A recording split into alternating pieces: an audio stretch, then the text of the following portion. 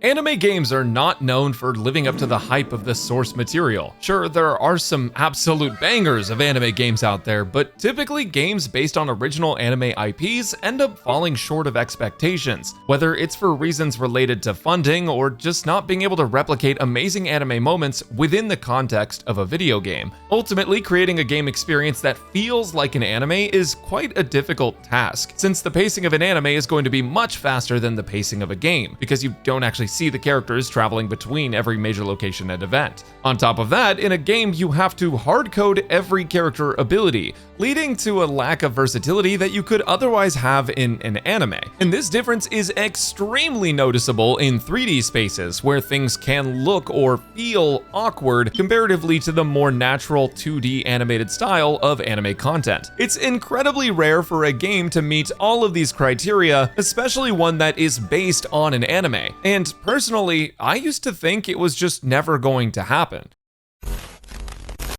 But the Wuthering Waves and Cyberpunk Edgerunners anime crossover proved me wrong. And in fact, its development and payoff was such an incredible feat that I genuinely think it may be one of my favorite stories in gaming anime fiction that I have ever completed. But it begs the question, why was this story different? And how did Wuthering Waves and Cyberpunk Edgerunners come together to create such a perfect crossover?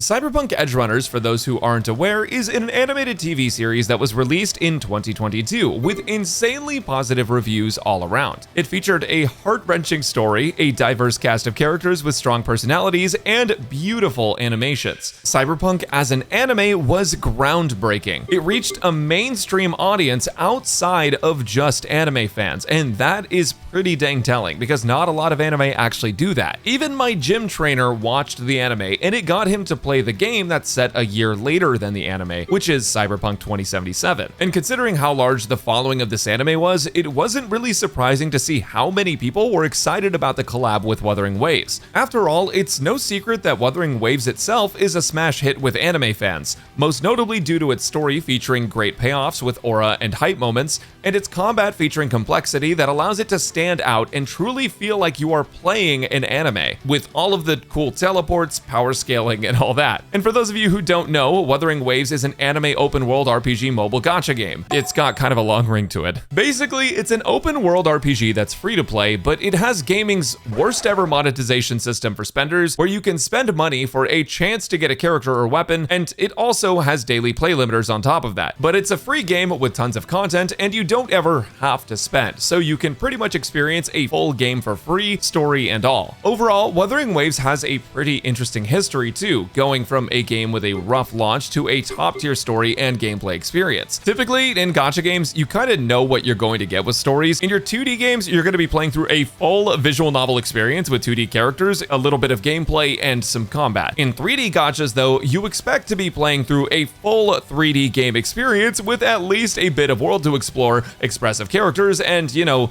just higher quality stuff, guys. I mean, the budget to make this thing's gotta be way higher. Most importantly, if you're going to make a 3D gacha game, it should have a story that feels like a premium and exciting experience to be hands-on with. For me personally, that's not a visual novel though. Those can be good in their own regard, but it's not necessarily what I'm looking for. But instead of all of those upgrades for 3D gacha games, what we got with them instead is pretty much a visual novel with 3D models for about 6 hours at a time, with a small payoff of about 1 to 3 minutes of cutscene at the end. Now, a huge part of this is a symptom of gacha games being a live service. The developers of the game can't get to the end too fast, or players will stop playing. Companies want the games to last a long time because, well, something $100 million a month. Anyways, games like these tend to take much longer to get to the point because they, 1, introduce multiple new characters per patch that they want to sell, and 2, they don't want you to finish the story and call it quits immediately. Both of those lead to a lot of time wasted in bloated dialogue and honestly just boring story content. Enter Wuthering Waves. Wuwa went and changed the formula that 3D gachas followed by creating open and closed storylines that resolve within a patch or two, which is a much more reasonable amount of time. Every single patch has multiple payoffs instead of just one at the end, and each quest feels like it's constantly moving, except for one bit that I'm going to talk about in just a second. Overall, the stories in Wuthering Waves are much shorter and condensed down than other gachas that are competing with it, and while many players feel like that leads to more plot holes or a less interesting payoff, its episodic nature is a breath of fresh air in a sea of long-winded year-long stories. Now, that's not to say that Wuthering Waves doesn't have larger arcs and overarching narratives, but each story feels as though it could be played individually and understood to some degree without having played every single piece before it. But despite all of those positives, Wuthering Waves still struggles with one thing, which is the need and desire to sell characters' personalities. They've already got plenty of players spending money on characters for their looks alone, but somewhere along the way, Kuro Games realized how important it is to get players attached to characters, to their lore, and to their backstories. And to do so, every Wuthering Waves quest has some sort of interlude between 30 minutes and an hour and a half or so that is just character backstory shoved in at the ideal moment. And as a longtime player, it can be pretty easy to get fatigued by that, considering that it happens every single time a new 5-star character drops. This is the piece of WoWA quests that feels like it's not really moving. Other gachas do this as well, and it massively slows story progression and even drops my personal interest in virtually every single one. I personally like to have one cast of characters that we stick with through thick and thin. For example, in the game Honkai Star Rail, you're introduced to the Astral Express crew early on.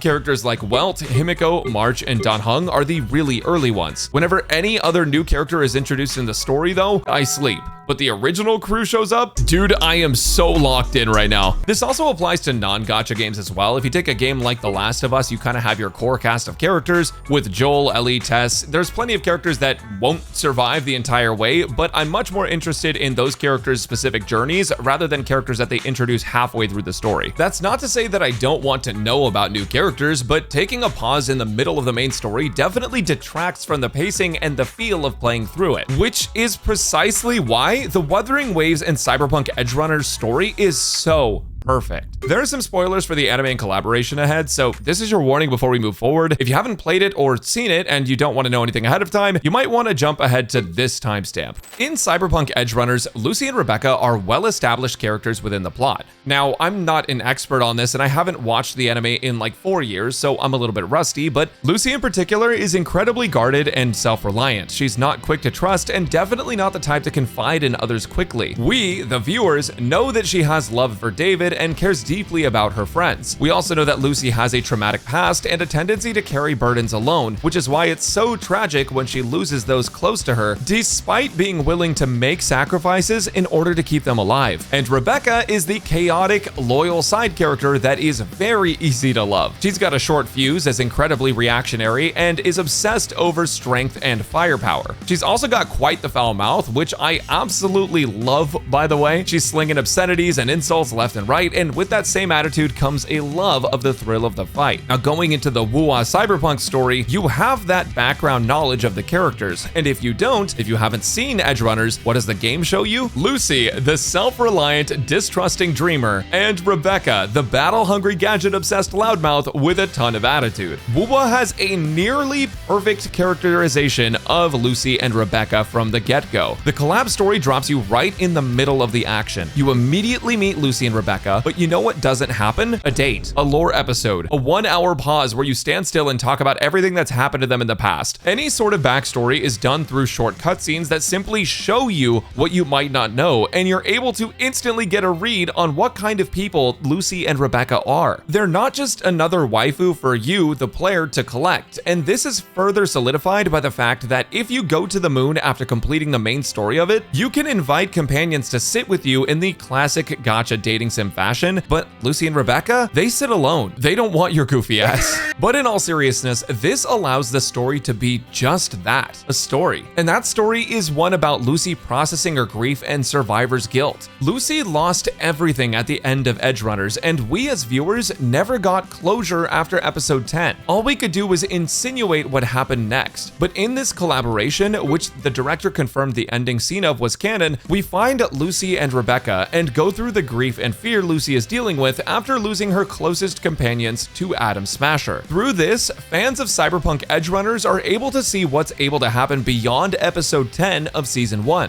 Lucy, still on the moon, misses David and Rebecca dearly, but is working through her grief, with a small teaser with Misty's voice from the Cyberpunk 2077 game teased as well. Okay, spoilers are basically over. This crossover in Wuthering Waves so perfectly characterizes and contextualizes Lucy, Rebecca, and their relationship, as well as the events that led them to be in such a position. Kuro Games didn't need to spend a bunch of time getting players to fall in love with the characters to sell them. The players already were kind of in love with these characters or quickly fell in love with them due to their ever-present personalities. And that meant that Kuro could just focus on making the narrative, sharing Lucy's POV of her trauma and how she's processing it. The beautiful cutscenes, music, character models, and interactions really brought the whole collaboration to life in a way that could only be done by taking an existing beloved story with existing beloved characters and bringing it all together to resolve previously unresolved issues from the anime. Players of the collab are calling it the secret episode 11 of Cyberpunk Edgerunners, and that's a fitting title, because despite the whole event not being fully confirmed to be canon, it is possible and probable that Lucy is horrified of Atom Smasher and the trauma that he brought. It is possible and probable that Lucy only felt safe with David and had so much she left unsaid. And it is possible and probable that Lucy desperately needed the closure that she got within this storyline. Though, to be fair, it's possible it's still not so much closure, but acceptance of that initial loss that allows her to move on. With all of that being said about the story, it's not just the narrative that made this crossover truly shine. When I said the characters were perfectly characterized within the context of Wuthering Waves, I also meant their kits and gameplay, because both Lucy and Rebecca are playable, and their kits are absolutely incredible. Lucy has a wide variety of attacks, including utilizing her speed, using guns, slashing or tying up enemies with her monowires, and hacking enemies to debuff them and do a ton of damage. Rebecca's kit is also aligned with her personality perfectly. The voice acting is amazing, but also she's got a ton of guns available to her. She buffs herself with a sort of battle high depending on the weapon she has out, and laughs like a maniac in her Resonance Liberation, which is basically just her ultimate ability in game. Speaking of which, they actually lowered the frame rate in her ultimate animation so that way it would look more like the anime, which I thought was just a really cool touch. Within the context of Wuwa's combat, it truly feels like you are fighting as those characters, which is an impressive feat in itself. The crossover also introduced a Night City map, which is a pretty big task for the creative developers over at Kuro, but more importantly than even Night City's existence is the Easter eggs that you can find throughout. In Night City, you're able to hack things in a recreation of the Cyberpunk 2077 minigame, and there's also tons of lore pieces scattered throughout the city relating to both the anime and the game. There's musical references to different Cyberpunk tracks and beautiful scenery to complement it, with emotional scenes scattered between. There's also Easter eggs outside of Night City as well, including a really cool interaction with Rebecca and Atom Smasher that feels like the perfect response to the ending of the anime, adding more personality and lore to Rebecca as well. With immaculate attention to detail, special interactions between the new characters and bosses, and small tidbits of lore from the anime and game scattered throughout, the whole crossover feels like a love letter to fans. The collaborating game Wuthering Waves took an existing IP where not only the main character lacked closure, but also the viewers lacked closure, and used that as a common link to truly immerse the players in the epilogue that many were hoping for. And due to the characters being so full of life in-game and existing pre-Wuwa, players could get fully involved in the story without needing to spend hours of filler episodes telling us about the backstory of the characters. Due to the characters playing so similarly to how the original anime appeared, players could get behind the idea that they might truly be there. It made everything believable. Due to the beautiful cutscenes and incredibly solid pacing for a gacha game, the whole event is palatable to an audience of players that may have never experienced a game like gacha before. Due to the heart-wrenching soundtrack of Cyberpunk Edgerunners making its appearance in crucial moments, it pulled the heartstrings of nearly everyone. And don't even get me started on the Midwest emo song that played towards the end. I've listened to it probably 100 times and I completed the quest yesterday. So much of this crossover into Wuthering Waves evoked incredibly intense emotions, from something as simple as getting goosebumps to literally sobbing uncontrollably. And I'm definitely not the only one that feels that way, because by utilizing their expertise in gameplay and story presentation, as well as working directly with the creators of Cyberpunk Edgerunners, Kuro Games was able to flawlessly take two IPs and mash them together to create the ultimate player and viewer experience. An anime game experience that is truly on par with the original source material. An unofficial episode 11 of Cyberpunk Edgerunners that fans had been wanting for years.